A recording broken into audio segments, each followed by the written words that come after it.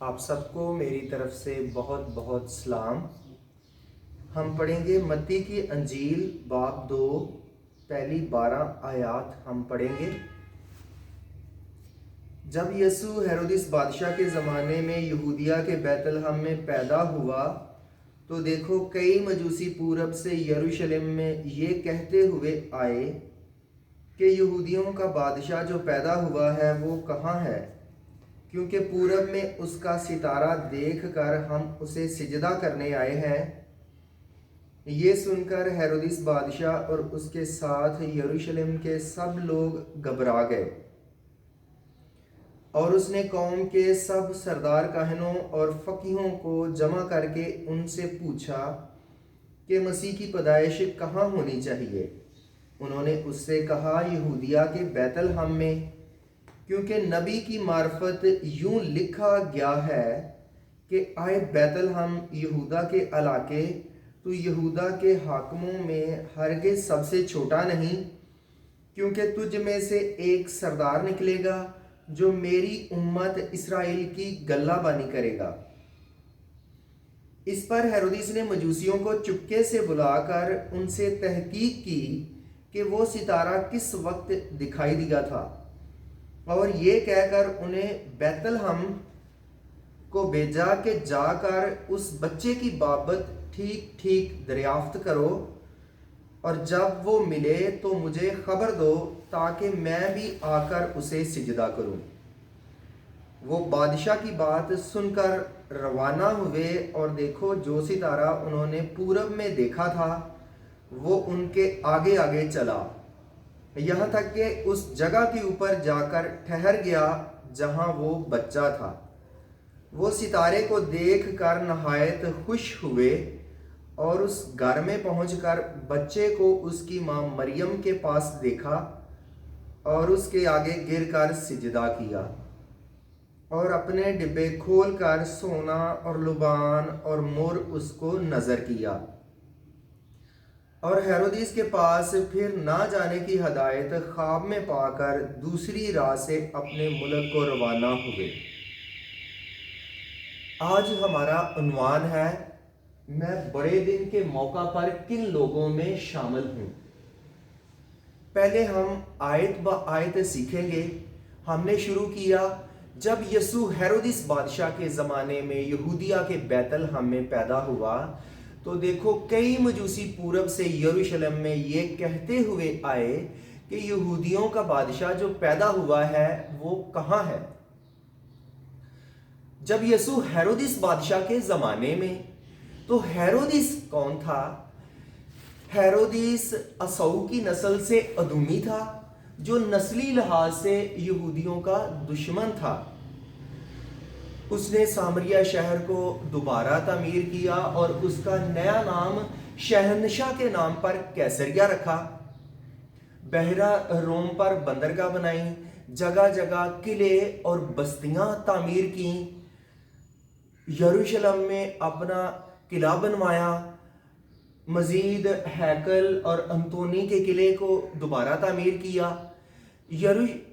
ہیرودس کی تعمیرات کے کارنامے قابل دید ہیں جنہیں کبھی فراموش نہیں کیا جا سکتا، کیونکہ وہ رومیوں اور یہودیوں کی نظر میں نیک نامی پانے اور اپنا وقار بڑھانے کی خاطر عوام کو اعتماد میں رکھتا ہے، جبکہ اس کی طبیعت میں بے سکونی پائی جاتی ہے، کیونکہ وہ ایک لالچی اور شکی مزاج شخص ہے۔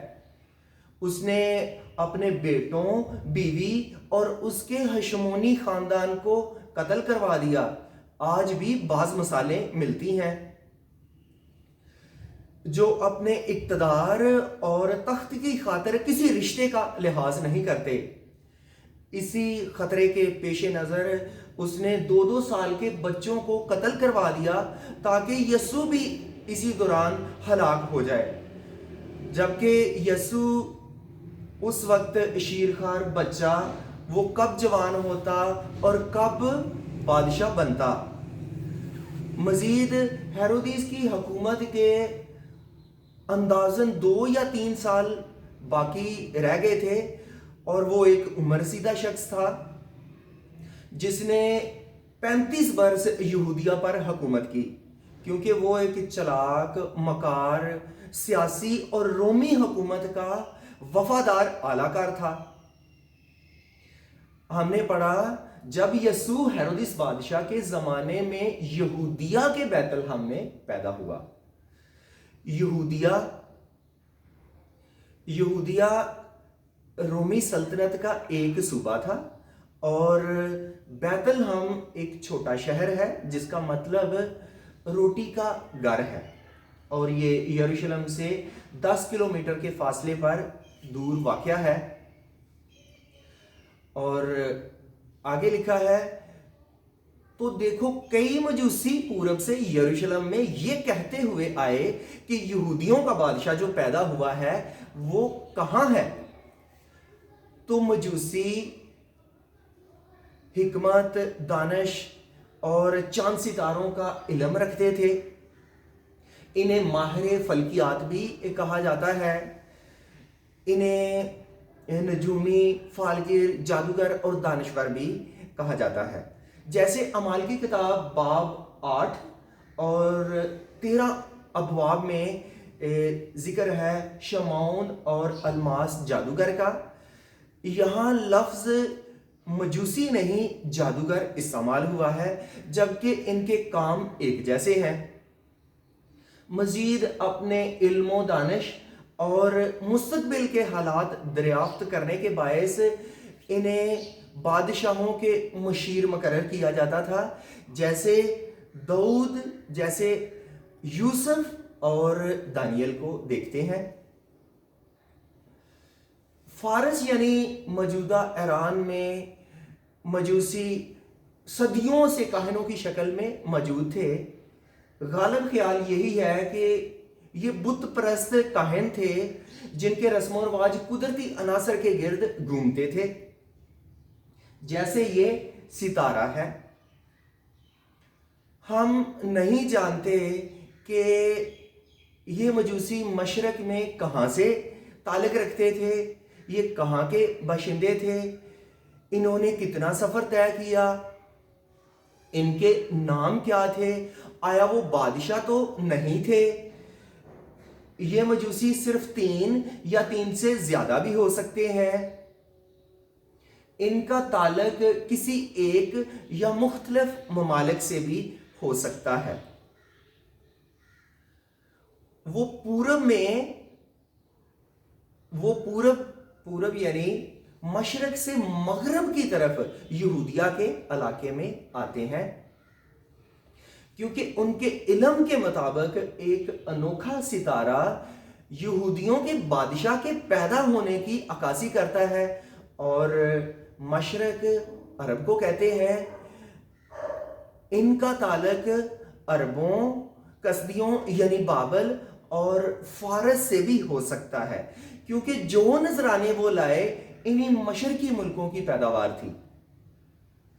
क्योंकि पूरब में उसका सितारा देखकर हम उसे सिजदा करने आए हैं।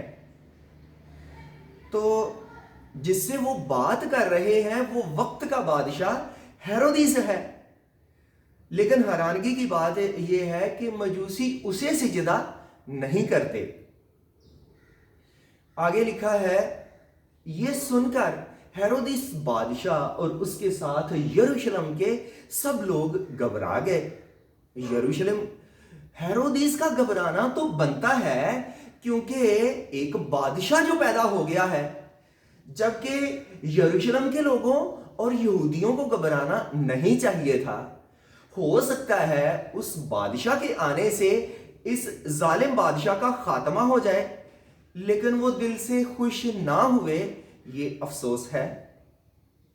चौथी आयत में लिखा है, और उसने कौम के सब सरदार काहिनों और फकीहों को जमा करके उनसे पूछा कि मसीह की पैदाइश कहां होनी चाहिए।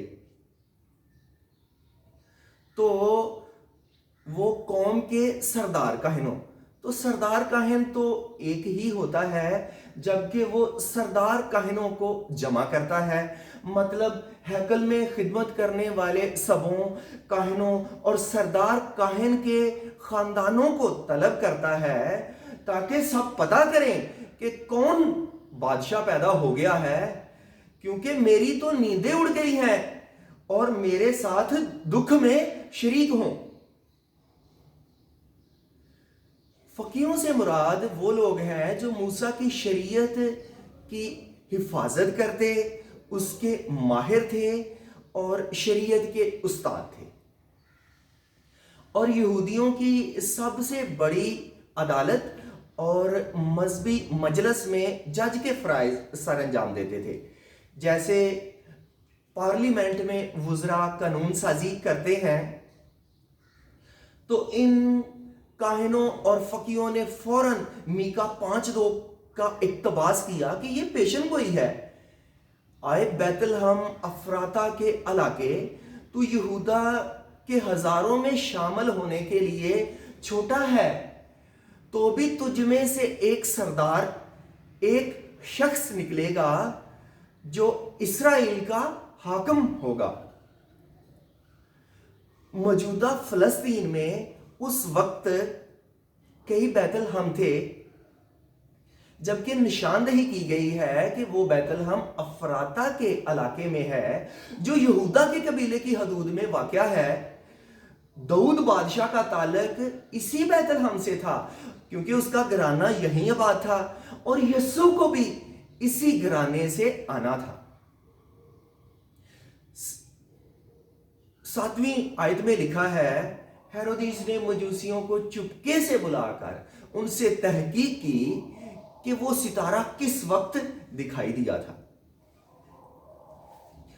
وہ مجوسیوں سے زیادہ شواہد اکٹھے کرنے کی کوشش کرتا ہے تاکہ بعد میں یسوع پر ہاتھ ڈالنا آسان ہو۔ اپنی بری نیت وہ مجوسیوں پر ظاہر نہیں کرتا، بلکہ مکاری سے درخواست کرتا ہے کہ جب بچہ ملے تو مجھے بتانا، مجھے خبر دینا، تاکہ میں بھی آ کر اسے سجدہ کروں۔ 9ویں آیت میں لکھا ہے، وہ بادشاہ کی بات سن کر روانہ ہوئے، اور دیکھو جو ستارہ انہوں نے پورب میں دیکھا تھا وہ ان کے آگے آگے چلا، یہاں تک کہ اس جگہ کے اوپر جا کر ٹھہر گیا جہاں وہ بچہ تھا۔ ستارہ ان کی رہنمائی کرتا رہا جب سے وہ اپنے ملک سے چلے۔ مگر حیرانگی کی بات یہ ہے کہ یروشلم میں آ کر ستارہ کسی کو نظر نہیں آتا، حالانکہ ستارہ اس سے پہلے اور بعد میں بھی ان کی رہنمائی کرتا رہا، یہاں تک کہ اس جگہ جس گھر میں یسوع تھا وہاں تک۔ اور مجوسی پوچھتے بھی اسی سے ہیں، ہیرودیس بادشاہ سے، کہ اسے علم ہو جائے کہ جو خطرہ تجھے لاحق تھا اب حقیقت میں بدل گیا ہے۔ آگے لکھا ہے کہ وہ ستارے کو دیکھ کر نہایت خوش ہوئے۔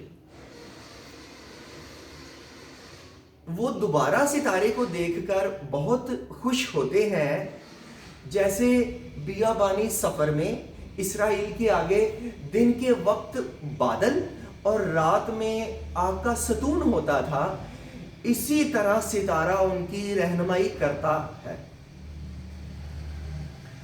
اور یہ پیشن گوئی بھی ہے، اور ستارے کا نظر آنا بہت ضروری تھا۔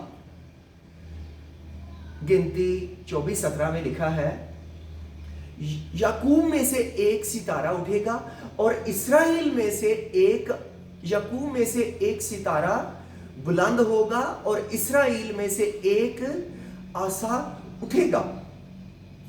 تو جس کی تکمیل یسوع کی پیدائش پر ہوتی ہے۔ 11ویں آیت میں لکھا ہے، اور اس گھر میں پہنچ کر بچے کو اس کی ماں مریم کے پاس دیکھا اور اس کے آگے گر کر سجدہ کیا، اور اپنے ڈبے کھول کر سونا اور لبان اور مر اس کو نظر کیا۔ وہ یسوع ننھے بادشاہ کو آخر کار کئی مہینوں کی تلاش کے بعد ڈھونڈنے میں کامیاب ہو گئے، اور جب مجوسی دیکھتے ہیں وہ کسی قسم کا شک نہیں کرتے کہ یہ کسی محل میں کیوں نہیں پیدا ہوا، یہ تو معمولی سا گھر ہے، بلکہ وہ جلدی سے گر کر یسوع کو سجدہ کرتے ہیں اور اپنے تحائف سونا، لبان اور مر اسے نظر کرتے ہیں، جو اسی ترتیب سے اس کی زندگی میں پورے ہوتے ہیں۔ آپ سب جانتے ہیں کہ سونا ایک قیمتی دات ہے جو یسوع کے بادشاہ ہونے کو پیش کرتا ہے، اور مزید اس کے جلال اور عزت کی علامت ہے۔ لبان ایک درخت کی چھال سے حاصل ہونے والی قیمتی گوند ہے جو جلنے پر نہایت سکون بخش خوشبو دیتا ہے، اور اس کی خوشبودار دھویں سے خدا کی تعظیم کی جاتی ہے، جو یسوع کے استاد، نبی اور کاہن ہونے کو پیش کرتا ہے۔ مر ایک جڑی بوٹی ہے جو مسیح کے دکھوں کو ظاہر کرتا ہے۔ آخری آیت میں لکھا ہے، اور ہیرودیس کے پاس پھر نہ جانے کی ہدایت خواب میں پا کر وہ دوسری راہ سے اپنے ملک کو روانہ ہوئے۔ تو جو یسوع کو دل سے قبول کرتے ہیں وہ کسی معاملے کو خاطر میں نہیں لاتے، کیونکہ ان کی نظر میں یسوع ہی سب سے بڑا بادشاہ ہے اور اس کا حکم سب سے خاص ہے۔ اب چند باتیں ان کے لیے جو کلام کو پڑھ نہیں سکتے۔ بائبل میں ذکر نہیں کہ مجوسی یسوع تک کیسے پہنچے، جبکہ تصویروں میں اونٹ دکھائے جاتے ہیں۔ شاید اونٹ ہی ہوں، کیونکہ یہ امیر سیاہ لوگوں کی سواری ہے جیسے مجوسی ہے۔ گھوڑا اس لیے نہیں کیونکہ اجنبی حملہ آور سمجھے گا، اور گدھا اس لیے نہیں کیونکہ یہ غریب لوگوں کی سواری ہے، جیسے مریم اور یوسف کو فلموں تصویروں میں گدھے پر دکھایا جاتا ہے، جبکہ اس حوالے میں گدھے کا بھی ذکر نہیں۔ پھر گڈریے چرنی کے پاس دکھائے جاتے ہیں کیونکہ وہ پیدائش ہی کے دن یسوع تک پہنچ گئے، جو درست ہے، جبکہ مجوسی یسوع تک 2 سال کے عرصے میں پہنچتے ہیں۔ اس وقت مریم اور یوسف بیت لحم کے ایک گھر میں مقیم تھے، اس لیے مجوسی چرنی کے پاس نہیں بلکہ گھر میں یسوع سے ملتے ہیں، جس گھر کے اوپر ستارہ آ کر ٹھہر گیا۔ اب چند عملی باتیں۔ اس حوالے میں یسوع کے علاوہ 4 قسم کے لوگوں کا ذکر ہے۔ پہلا گروہ مجوسی جو اجنبی ہیں، پتہ نہیں انہوں نے کتنا سفر طے کیا، کن مصائب، مشکلات اور ہیرودیس جیسے کتنے خونی چوروں، ڈاکوؤں کا سامنا کرنا پڑا، راتیں کہاں کاٹیں، آخر کار ان کی تڑپ انہیں یسوع تک لے آتی ہے، اور وہ یسوع کو یہودیوں کا بادشاہ مانتے ہوئے سجدہ کرتے ہیں۔ ہمیں یسوع تک جانے کے لیے کسی مشکل کا سامنا نہیں کرنا پڑتا، پھر بھی لوگ یسوع تک نہیں آتے۔ پہلا مخالف ہیرودیس، جو یسوع کو قتل کرنے کے منصوبے بنائے بیٹھا ہے، جبکہ لکھا ہے خون کا بدلہ خون، اور یسوع نے بھی کہا جو تلوار سے ہلاک کرتے ہیں تلوار سے ہلاک ہوں گے۔ معاشرہ سارے گناہ معاف کر دیتا ہے، لیکن دیدہ و دانستہ قتل معاشرہ کبھی معاف نہیں کرتا۔ مزید مسیحی کہلاتے ہوئے قتل کرنا یسوع کو قتل کرنے کے مترادف ہے۔ دوسرے مخالف یروشلم کے باقی لوگ گھبرائے ہوئے ہیں یسوع بادشاہ کے پیدا ہونے کی خبر سن کر۔ ہمارا رویہ کیسا ہے؟ اعمال 8 باب جیسی اب کلیسیا پر ایذا رسانی تو ہے نہیں، بلکہ حکومت حفاظت کی غرض سے پولیس کا بندوبست بھی کرتی ہے۔ پھر بھی لوگ سال بعد گرجا گھر میں آنے سے گھبراتے ہیں۔ تیسرے مخالف کاہنوں اور فقیہوں نے کوئی پرواہ نہ کی۔ متی 22 باب میں ایک تمثیل ہے۔ بادشاہ اپنے بیٹے کی شادی میں خاص لوگوں کو دعوت دیتا ہے، جبکہ شادی کے دن وہ آنے سے انکار کرتے ہیں۔ کوئی اپنے کھیت اور سوداگری کو چلا جاتا ہے۔ اسی طرح بعض لوگ فقیہوں کی طرح بڑے مذہبی بنتے ہیں، لیکن 12 مہینے بعد اس کے نام پر ایک چھٹی کرنا پسند نہیں کرتے، بس اتنی خوشی ہوتی ہے۔ یوحنا پہلے باب میں لکھا ہے، وہ اپنوں کے گھر آیا اور اس کے اپنوں نے اسے قبول نہ کیا۔ ہم نے سیکھا کہ کاہن اور فقیہ مذہبی رہنما ہے، تو ہم جو پادری کہلاتے ہیں ہمیں اپنے عہدے کا لحاظ رکھتے ہوئے پیغام کی تیاری بڑے دن کی مناسبت سے کرنی ہے۔ مزید ہمیں غور کرنا ہے کہ میرا رویہ اس کے جنم دن پر کیسا ہے۔ ہیرودیس کی طرح کسی سے حسد تو نہیں کرتے، کیونکہ بڑا دن صلح کرنے، خوشیاں بانٹنے، دوریاں ختم کرنے کا دن ہے، محبت سے رہنا ہے۔ پھر عام لوگوں کی طرح گھبرا تو نہیں گئے، بلکہ بڑا دن سب کے لیے سب سے بڑی خوشی کا دن ہے۔ کہیں مذہبی رہنماؤں کی طرح بے پرواہی تو نہیں کرتے، بلکہ ہر شے سے بڑھ کر یسوع کو اول درجہ دینا ہے۔ اب کرنا کیا ہے؟ ہمیں مجوسیوں کی طرح عاجزی کے ساتھ یسوع کو دل سے قبول کرنا ہے۔ ہم نے شروع کیا، میں بڑے دن کے موقع پر کن لوگوں میں شامل ہوں؟